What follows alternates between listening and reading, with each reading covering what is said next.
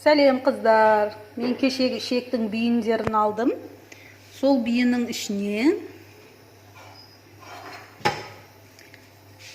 қуырдақтың бауырын,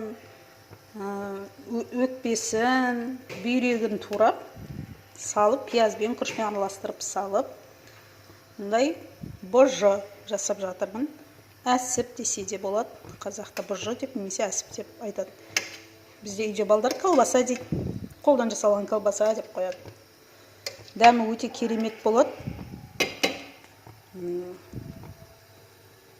Және өте пайдалы. Барлықтарыңызға кеңес беремін. Ішекті құр бекер тастамай, осылай бұжы жасап, таңертең шайға берсеңіздер балдарға өте пайдалы және тойымды. Құрамында витаминдер, микро-макро элементтер толып жатыр. Қазақтар негізі сол ғой. Бүкіл керекті витаминді еттен алған.